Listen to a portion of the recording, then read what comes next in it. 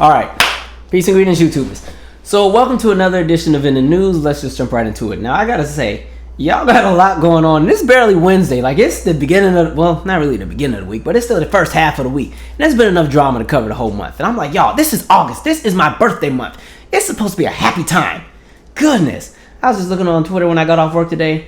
There was so many people trending for a bunch of things. Some good, some bad. I guess one of the good things, if you're into pop music, I saw that Danity Kane is getting back together. They're going to try again. You know, this is third time is a charm. You know, they tried to reunite a few years back, and one of the girls had left, and then Don and Aubrey over there knocking each other upside the head, so they broke up, but they said they're going to try again. I said, y'all are like Mary. You remember, like, if you ever watched Mary's reality show, that group, the two of them, Erica and Tina, that group broke up every episode. I don't think I can do this anymore. I'm like, every episode, y'all break up and get back together. So that's what that reminded me of. So we'll see how this one goes. We'll see how this pans out. Keep your hands to yourself, ladies.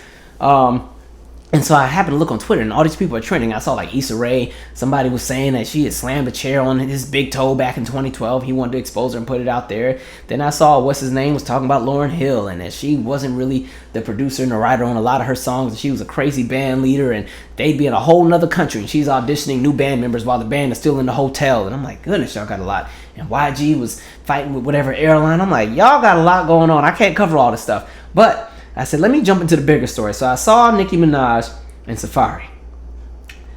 Goodness, they got a lot going on. A whole lot. Like, man, Tyler Perry got all kind of material for his next movie with this one.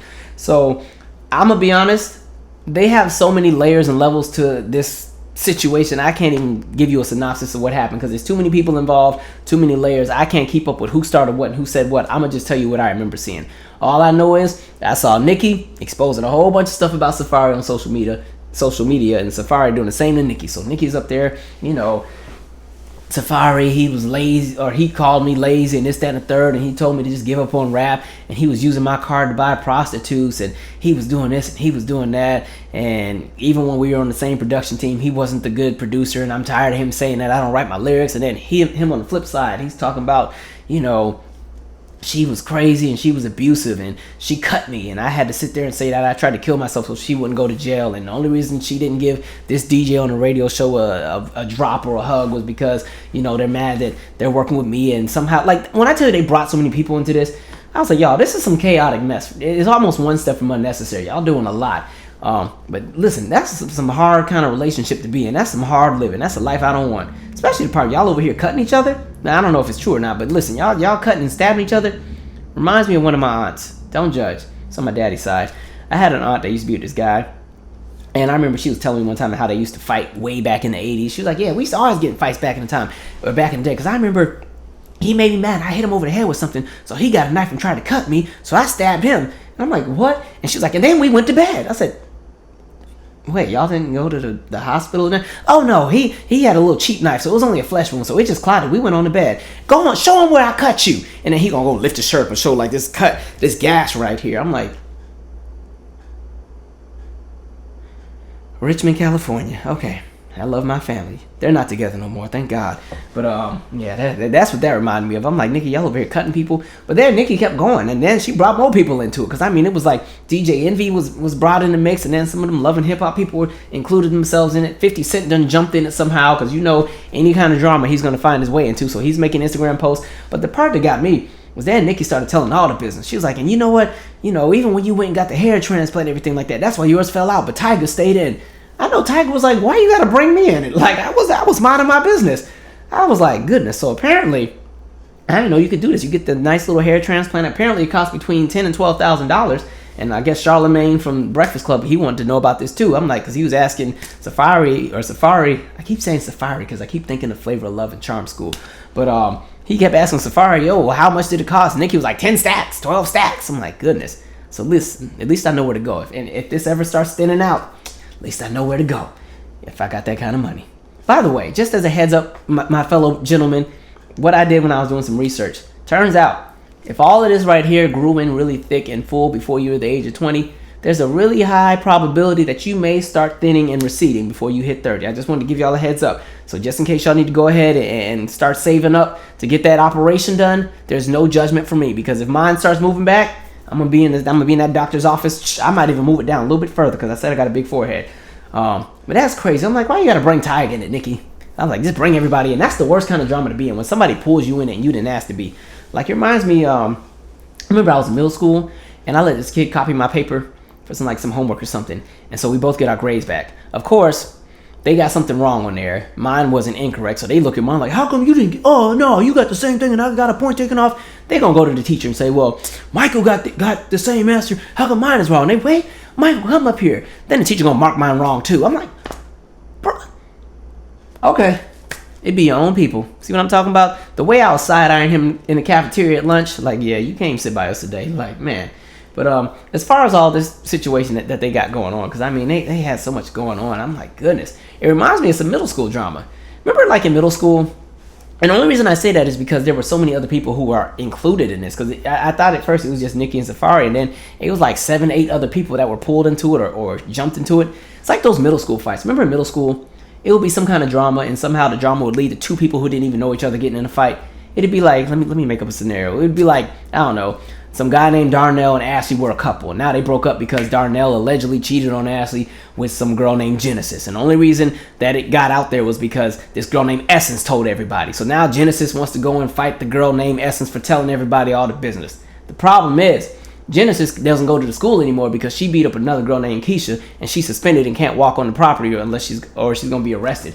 So now, Genesis then asked her friend Whitney to go and beat up Essence for talking too much. And then it turns out Whitney's really the one that was messing with Darnell. So now Ashley wants to fight the Whitney girl, and Whitney's pissed off because she's trying to figure out who said anything. And it turns out that Whitney's best friend Valerie is the one who told everybody that Darnell was cheating. And so now Whitney and Valerie want to fight, but there's a problem. Darnell and Valerie are brother and sister, and Darnell already said anybody touch his sister, he's jumping in. So now Whitney gotta go. She gotta call her cousin, and her cousin is some high schooler that's at the nearby school. So now he's gonna drive over to fight Darnell, and so now you got a 7th grader fighting an 11th grader. Like, oh, middle school, the memories. I made that up. That didn't really happen. I just want y'all to know. But I know you can relate. Like, that just takes you back, right? Woo, lots of drama. I can do it. But I think the thing about it is celebrities have to learn to not put all their business out there. I think what's really messing up a lot of these celebrities is that they put too much out there. Everything doesn't have to be on social media. And I think that's why a lot of the general public feel that they align with a lot of celebrities and have no problem like harassing celebrities on social media or, leaving really horrible comments and things like that, because people are, celebrities are so accessible now. And so people feel that they can do any and everything with these celebrities. And that's why I'm like, I think celebrities need to remember, don't put all your business out there because the world will use it against you. I think what makes this era different than eras of the past is, celebrities used to be at one time mysterious because you only had access to them through their music, through their tours, maybe their fan club, or if you saw like an MTV or BET interview or, Access Hollywood or something like that. That was it. Now it's like, people can see and hear from their favorite celebrities every single day. And what happens is these celebrities end up becoming vulnerable because they get too comfortable and they start putting all kind of things out there, and they forget that the masses can be a very dangerous kind of swarm. They can really end you. They can make or break you.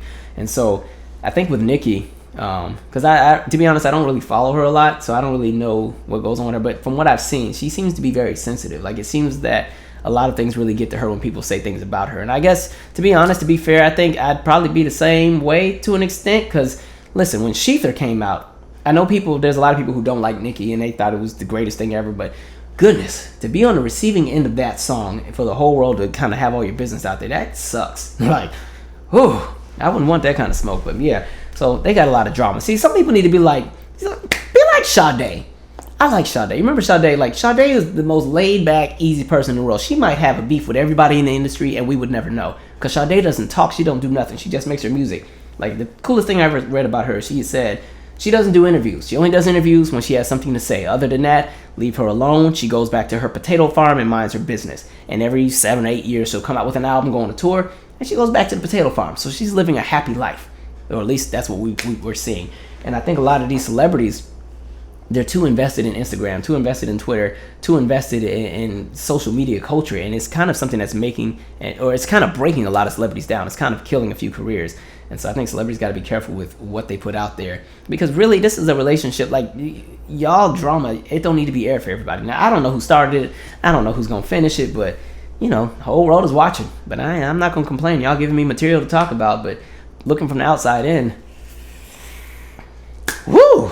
let's move on. Goodness, I know Tyga's pissed. You just gonna put my business out there and get talking about me getting hair transplanted. Ain't nobody told you to say nothing about that. And then I never noticed because I don't really pay attention to Tyga either. But then I started looking at them before and after pictures. That doctor did a good job. So Tyga, let me know who that doctor is just in case my stuff start moving back. Anyway, I see Sarah Huckabee Sanders still lying. You know, I always say every time she lies, this eyebrow right here just gets higher and higher. It's starting to look like she got a facelift on the right side. And so I was watching the press conference. It was pretty much in response to everything going on with Omarosa. And, you know, Donald Trump had made the tweets and he done called the lady a dog and everything like that. But she wanted to kind of deflect from that argument and talk about how Trump had done so much for African Americans. This is why he wasn't racist. And she made this statement about how Trump had created 700,000 jobs for African Americans and Obama had only created 195,000 over the span of 8 years. And even as I was watching that, I was like, I don't even have to go and dig up the research to know that that doesn't even sound right. So of course I went to go do the research just to make sure I wasn't crazy. I was like, Sarah, you up here lying. The White House had to make a statement to retract what she said because it turned out that during Obama's term, I think he created like 3 million jobs over the span of 8 years. And so I don't know where the 195,000 came from. And by the way, this is not me trying to be an Obama disciple, but it's just my point again that this is the most interesting administration because they just lie about everything with no shame, and they say to mess with a straight face, and it's the most I don't know what to do with it. And y'all just be letting these people go up here lying about everything. I can't do it. Like, what the heck? There's just no shame with how they do anything. It's the most just ain't no telling where this administration is going. But yeah, Sarah, I can't. As far as Omarosa, apparently she got all these different tapes of Trump saying the N-word and this, that, and the third. Omarosa might want to go into hiding because, you know, if she got too much, they're going to try to snipe her or something. She's going to go missing. She might want to be careful. But I will say this. I know in the other video I was talking about how I do have an issue with what she does, but I'll say this. Omarosa, listen, if your tapes can get this man and the entire cabinet, because I don't want to deal with Mike Pence either. If you can get all of them out of office and you got something, you know, enough that's going to push all of them out, they all got to go home forever and we don't got to see them no more. You won't be invited to the cookout because it's still on pause. And even when it's off pause, you still won't be invited. But you know what? I've decided, and I think it's fair, that, you know, if you can somewhat be responsible for the removal of all of them Trump folks up out of any kind of position of power, and we can revoke it and undo everything that they've messed up, I think you're deserving of one rib. Really, like one rib. And you're not going to get the one with all the good meat on it and all the sauce. You're going to kind of get that rib that's on the end. It gets a little burnt if it was left on the grill too long. You can get that one. And I might even let you get some potato salad, you know. You keep it up, you know. So we'll see how that plays out. But yeah, Sarah and them, all that lying, I can't. Like, y'all just whew. Anyway, moving on. And then did y'all see this mess with these priests? I don't know if you've seen the story, but apparently Pennsylvania, there were over 300 priests over the last however many decades that have pretty much been involved with more than 1,000 cases of just indecent behavior, sexual assault with minors. I'm like, y'all know I'm really passionate about children because I work with them, and I'm like, it leaves me speechless. You know what I mean? People, like I said before, I don't really care what your religious affiliations are or what you believe in, but when it comes to religion, like I said, a lot of people come to religion or they go to spirituality because they're vulnerable, because they're looking for answers, because they need help, because they want to feel a sense of security, because they want a sense of belonging. They want something to look forward to, something to have faith in, something to believe in, something that gives them hope. And when you go and you strip away those layers of innocence from people by taking advantage of them, because you're in somewhat of a position of power within your religious affiliation, and you use that position of power to do terrible things to people, I'm just like, the places in hell that are waiting for you, absolutely terrible. And it's so bad that it's happened over so many years. They don't even have all the records. They just know that it's at least 1,000 kids. It could be a whole lot more. These are just the ones they have on record. I'm like, what is going on this planet? And then, that's why you got to be careful with who you leave your kids with, because folks are crazy. You know what I mean? Like, and to think about it, like the Catholic Church, y'all already had enough going on a few years ago with this same mess back in like 2001. And I'm like, y'all didn't learn yet. Y'all still, that's why you got to be careful when you leave your children around folks who have taken a vow of celibacy since they were 18, 19 years old. And I'm going to stop right there and just leave it there. But that's all I'm going to say. Folks are, that's terrible. Goodness. Let me move on. And then, I don't know if y'all saw this thing, it was a few days ago, but the guy that took the plane from SeaTac Airport just was flying it all around the sky, doing loops and flying all around the city, just chilling. I was like, folks are crazy. But what makes me question is like, this guy had time to go and take one of the trucks, tow the plane out to the runway, because most commercial jetliners they can't reverse. You got to hook to the little truck, and then it pulls and tows the plane and puts it in position, and then the plane jets off. So I'm like, this guy had time to take a whole little truck, tow a whole plane, at a busy airport, take it to the runway, and take off. Ain't nobody saw nothing. Nobody noticed anything. This man just flying all around, flying over all the buildings and everything, doing loop-de-loops in the sky. You know how crazy that would have been if I would have been walking on the sidewalk, see a big old commercial jetliner just whoo. Absolutely not. I told y'all before, it's always Washington State, Arizona, and Florida. Those are always the states with all the crazy people. And this one was Washington State, SeaTac Airport, Seattle-Tacoma International. What y'all doing, man? And then I was reading that 13,000 people who work at the airport have access to the planes. I was like, that kind of makes me feel nervous because all those people ain't pilots. So I'm like, how does that work? Crazy. And then I didn't make a video about it because I should have done one, but I know you've seen the story about the Baltimore police and the black officer that was beating the mess out of that guy for no reason. And now that I've read that he's being charged, so good for him. But that goes back to what I said in the last video about how a lot of times you can be an agent for white supremacy and not even be white. And that's what that black cop was. And he felt that he just had all those kind of protections. But I also said, once you step over the line, when you get into the position where either you're getting too far ahead of yourself and you're not walking within the scope that people want to see you walking within that umbrella of white supremacy, or you do something that makes those up top look bad, you're always collateral. So you notice they charged that man so quick. And I found it interesting. I'm like, for all the police that shoot and kill unarmed black people and beat down unarmed black people all the time and nothing happens, oh boy, caught on camera on a Sunday, by Wednesday he'd have been fired and charged. I said, dang, woo, the way things work out. Homeboy thought he was going to be good. He thought he had that police protection. They're like, nope, ain't no blue coat with you. You black, sir. Let's lock him up. You got to make collateral and make an example out of somebody. Absolutely crazy. The last thing, by the way, I'm so excited to see Gladys Knight tomorrow. I'm like hype. I don't know why I'm so excited to see Gladys, but I've been excited about it all week. But it does lead me to this part about, really embracing and celebrating people while they're here. Because I know we've all seen what's been going on with Aretha Franklin. And to be honest, it kind of hurts my heart because I hate to see so many greats pass on. But I mean, it's something that comes with time. As you get older, you start to see people pass on. That's tough. But, I will say this. If you're not really familiar with Aretha's catalog, you should really check it out. I mean, I'm not just talking about the big hits. I'm not just talking about the Respects and the Chain of Fools and Who's Zooming Who and Jump to It. But, Aretha has a great body of work. A lot of my favorite Aretha music is the stuff from before she became Aretha. Like, I really like a lot of the jazz albums that came out. Because if you followed her career, for the first 10 years, she didn't quite catch on. She made a lot of jazz albums and a lot of blues albums. And she had some really great work on there. My favorite Aretha song is this song called Skylark. I just think the delivery of that song is it's like a perfect delivery. Like, she gives you just enough. She uses, the different octaves of her voice, and, she goes from head voice to, the belting and everything like that. And the delivery of the song is it's very unique. She gives you just enough for you to want more. And it's the most soothing, relaxing song. It's a part of like my Quiet Storm playlist whenever I'm working on something, like if I'm writing a script or something like that. It's right in that playlist. And even at my job when I'm working with the kids, I do a thing called like music therapy when they're doing homework and stuff like that. And so I play a lot of music that's like soothing and relaxing. And so that's in that playlist. It's a really great song. So I'm hoping she's able to pull through. But if not, I think what's important to remember is just the legacy that she's left. The coolest thing about people like Aretha Franklin or Michael Jackson or Whitney Houston or Prince is that even 100, 200 years from now, if they're forgotten, they've laid out so many seeds and paved so many roads for other entertainers to come.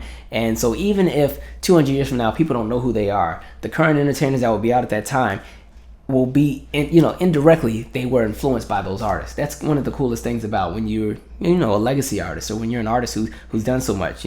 There's so many artists out today who will go back and cite artists from 50, 60 years ago. And so, Aretha is every vocalist in the world. It's a requirement to say that she's your influence, whether you know what I mean?